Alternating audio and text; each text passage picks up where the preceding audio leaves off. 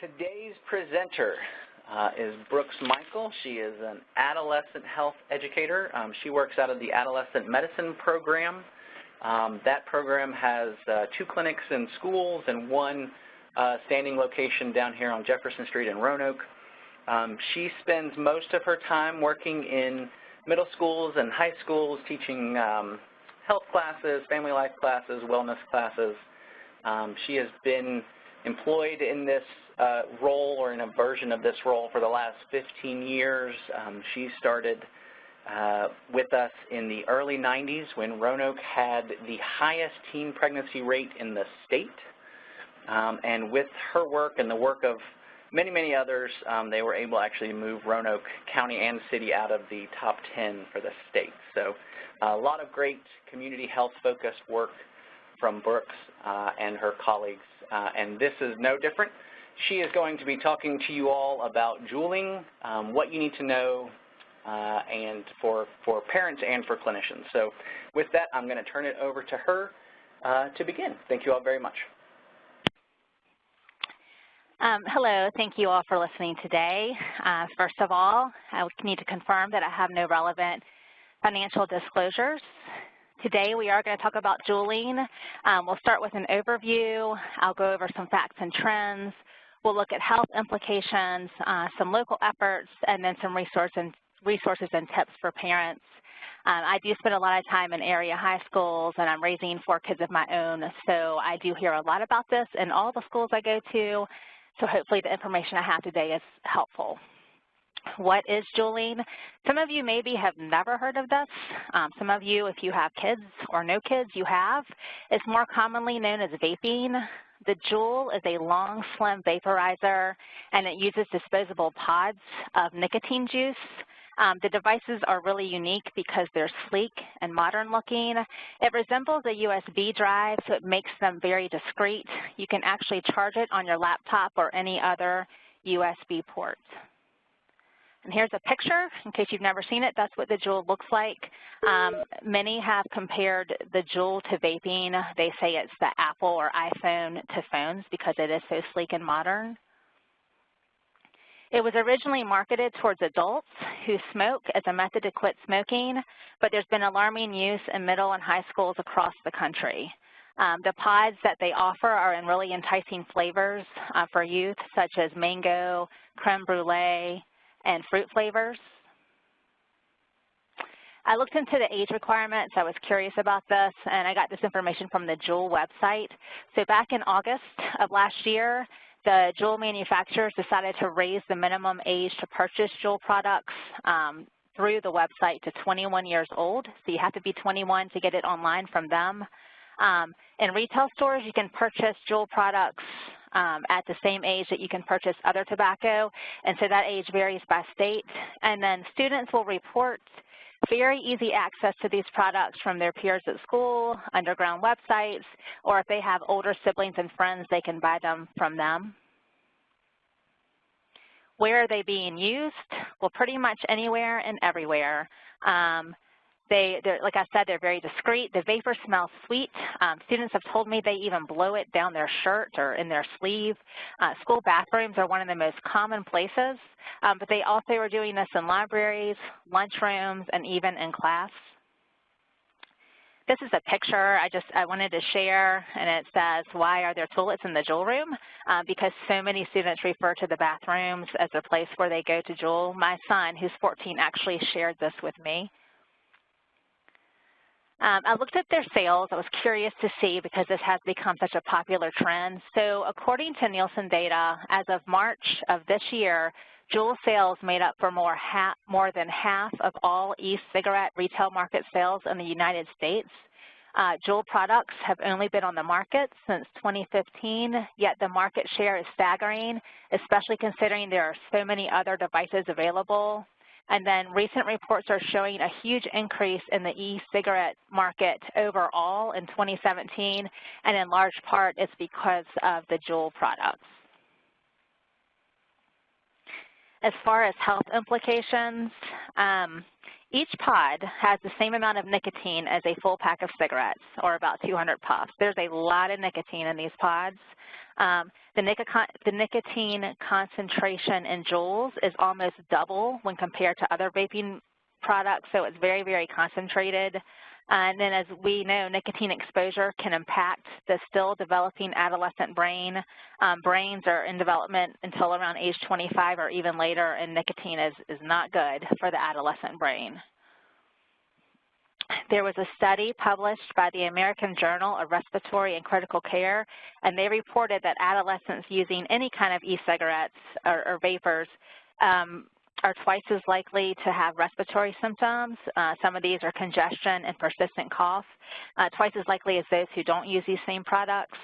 Nicotine users, especially during adolescence, have an increased risk of trying alcohol and other drugs. We want to delay them using any kind of substance as long as possible.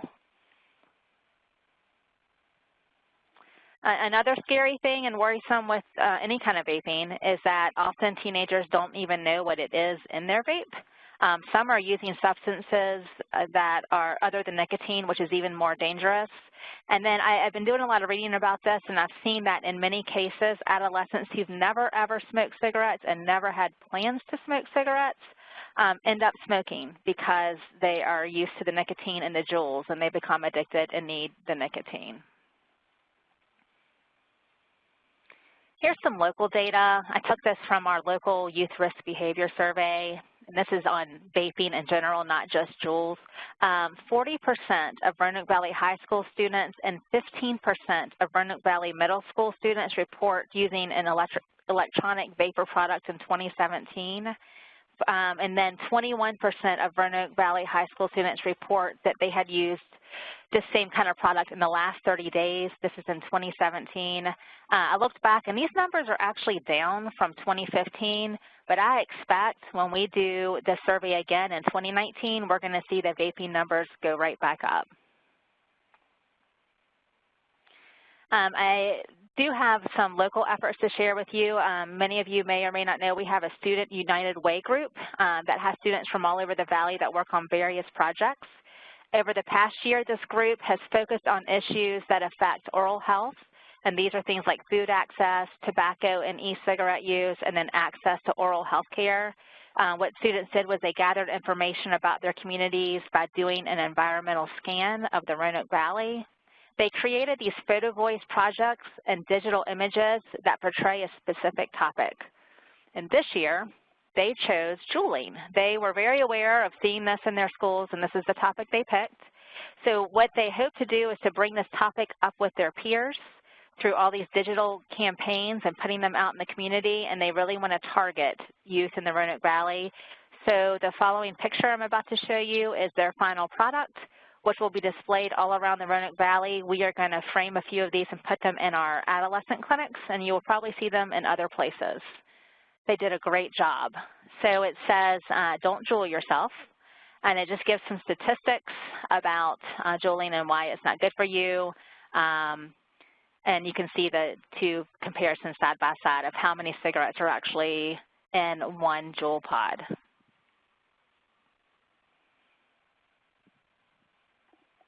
Tips for parents.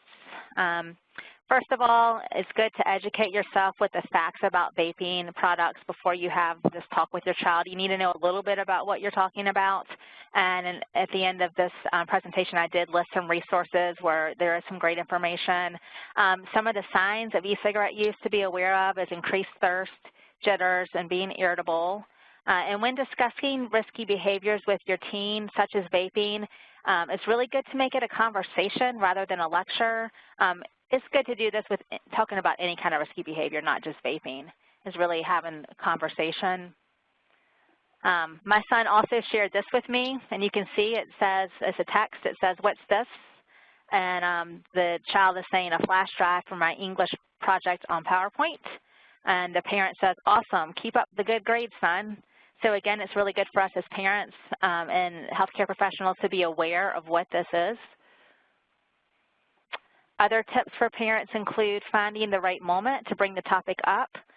such as seeing someone use, a vape product, maybe on TV, you might see a commercial, you see someone on the street. And it's also good to remember that you can have these kinds of talks in bits and pieces over time. You don't have to do it all at once. One other thing is to be patient and ready to listen. That's hard for me as a parent. I think it's hard for a lot of parents, but we really need to take the time and listen to what our kids are telling us. And then I also think it's really important to remind them that they can talk to other trusted adults. So it doesn't always have to be mom or dad. There's a lot of protective factors out there for these kids, such as coaches, teachers, faith leaders, relatives, about some of these sensitive topics they face in their adolescent years. So here's a list of resources. I found some really good information on by the Surgeon General. Juul Lab's website actually has a great question and answer section. So if you're curious more about Juul specifically, I found their website really, really helpful. I use Partnership for Drug-Free Kids quite often. I get their daily email. There's a lot of good information from them. And then, of course, the CDC and then American Academy of Pediatrics has information with their healthychildren.org website. So there's some really good resources and places to get more information. And this is us. This is Carilion. It's really awesome that we have these health clinics targeting adolescents. You don't find very many of these throughout the state of Virginia, so we're very fortunate to work with all these youth. And if you would like more information, here's my contact information. All right. So that was, we ran through that quick, and I know this is kind of the first time we've talked about this topic. I think it's good to go back and, well, one, make sure everyone gets a chance to look at your contact information. Yes. Yes. So on the screen, you'll see Brooke's phone number and email address, and she also has kind of a newsletter that you put out to parents and stuff. Do you want to just quickly talk about what's in that in case people are interested? Absolutely. So we do a newsletter every other month, and we really try to highlight current topics in teen health. And actually, our spring newsletter, I kept hearing about Juuling, and so I put a small section in there with a little bit of information about Juuling, and that is how I made a lot of contacts, actually. People read that. They wanted more information. I met with the new youth director at United Way, and that's when I learned more about what they're doing with their students there. So, yes, if you are interested in being on our listserv for the newsletter, it comes out every other month. Our next one will be in June. Just shoot me a quick email, and I will add your email to our list. Perfect. And that is different than our CME newsletter and education. So make sure you contact Brooks directly if you want to get on her email. And we should probably link to some of your newsletters in some of our other work too. Yeah. I think we could help out there. The other things, I had a couple questions as we go through talking about this specifically, and I'll unmute the phones here in just a second. But can you, I'm going to go back to the thing you gave about the rates for Roanoke City. Do you know what the policies are? How are the schools approaching this? Are they making it punitive if they're found? Are they just confiscating things? Do you know anything about what either our Roanoke City, Roanoke County schools or community schools, what's the approach schools are taking to this? I have been in quite a few meetings this week with that has involved administrators from different school systems, and it seems like that administration is very aware of Juuling and what is happening. And I don't know, I think it varies by jurisdiction as far as how they're punished, but I do know that it is a zero tolerance. They take away the pods, and they've even started, trying to use different tactics around the bathrooms. I have seen firsthand students have this whole method where they go in and pretend like they're washing their hands, and they're really kind of guarding the bathroom for adults so that their friends can Juul in the bathroom. That has happened in a lot of schools. I don't want to name specifics, but it is all around the valley. So I do know that I've heard administrators talk about different approaches of what they can do to help keep this out of the bathrooms because it's so prominent. So I'm sure they have different policies at each school, but these vaping numbers, in 2015, I remember that it was almost, like 47% for high school, and now it's down to 40. With the Youth Risk Behavior Survey, the first 60 to 70 questions that we ask are pretty standard and don't change, but every other year when this is administered, we have to ask new questions when new trends come about. Vaping has only been on our survey for the last 2 rounds of the survey. I would imagine that we will not only ask about vaping in 2019, but we'll probably more specifically ask about juuling as well, and maybe even where they're doing it. Excellent question. The last question I had, and you might not specifically be able to address this, but with all of your work, excuse me, that you've done, and with all of the awareness that is coming out about this, what do you think the next trend is, right? So as the adults and the schools have caught on to this, is there anything that you've run across that is the next thing that people are going to be trying to do, the next form of juuling, the next form of vaping? You think it's going to change, or do you think that this is kind of going to stick around for a little bit and this is going to morph how it physically looks and works and just get smaller and things like that? What's your gut tell you with that? I'm always surprised with what our kids come up with, but with this particular form of vape, I do think we're going to see this for a while. I do think it's going to take a lot of effort to change the way kids are thinking about this, as far as it not being healthy for them.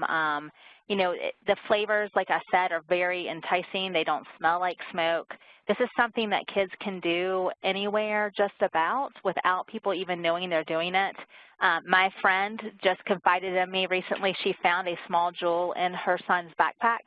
She didn't know what it was at first. She thought that it was a pen drive. And, a lot of parents, I'm sure if I was not in this line of work, I wouldn't be knowing to look for something that looks like a pen drive. So I do think that, we might see a lot of this for a while, because it is, kids love gadgets. They love technology. And this is, you can charge it and stick it in, any kind of port and charge it, and it's sleek, and they like the buzz that they're getting from the nicotine, and it tastes good. And so, yeah, anytime I'm in a health class, whether I'm talking about preventing teen pregnancy or getting your well visit, I do ask about Juuls, and the kids are very open with me. And no matter what school I'm in, they're seeing it, their friends are doing it, and they don't seem to feel like it's really, dangerous or bad for them.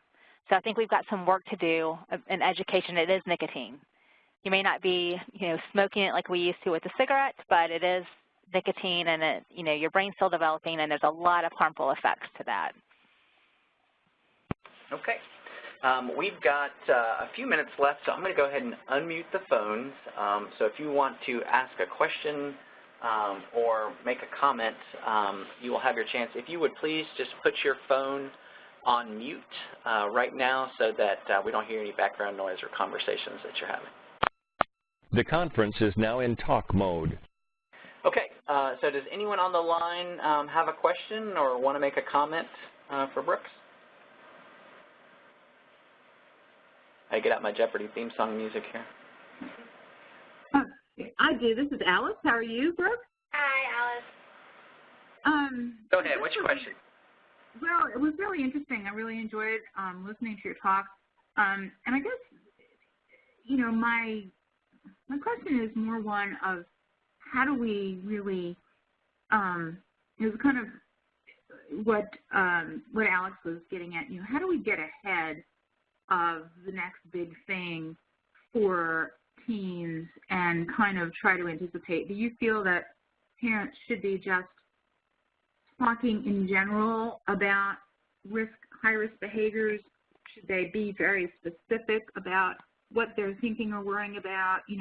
How should they go about kind of trying to get ahead of it? Yes, I do. I do think parents, I think, first of all, I think as parents we need to talk to our kids at a very young age, right when they're getting into the 6th grade, is, we need to already be talking to them just about, different things in general. But as they're moving through middle and high school, I think you're right. It does need to be specific. It needs to be a continued conversation. And, you know, I thought about, you know, it is hard to stay ahead of the kids. They're quick and they're fast, and we find out about these things. I thought about doing some kind of focus groups with kids, getting some of our kids at different schools, and maybe that would help us learn more about what's to come and what they're seeing, because I find our kids tend to know a lot more than we do when it comes to these kinds of things.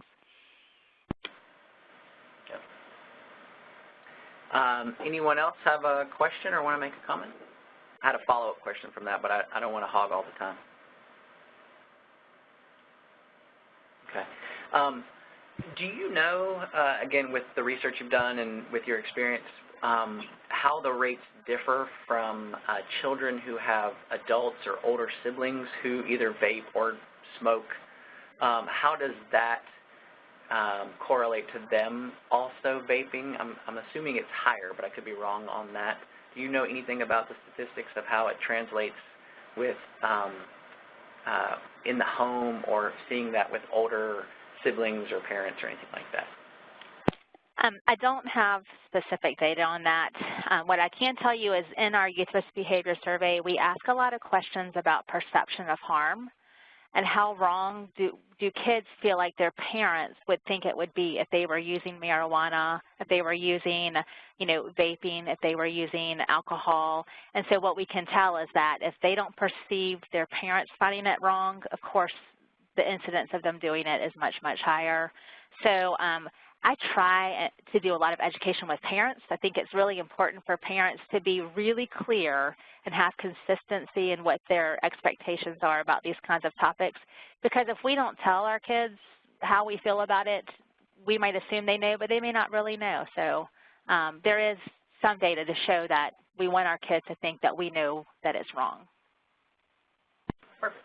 Okay.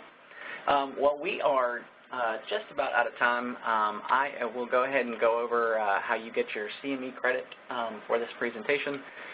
If you do have a question after this that you did not want to ask, or if you're listening to this as a recording and you want to ask a question, you can always, again, email us at outreach@carilionclinic.org, and that'll come to me.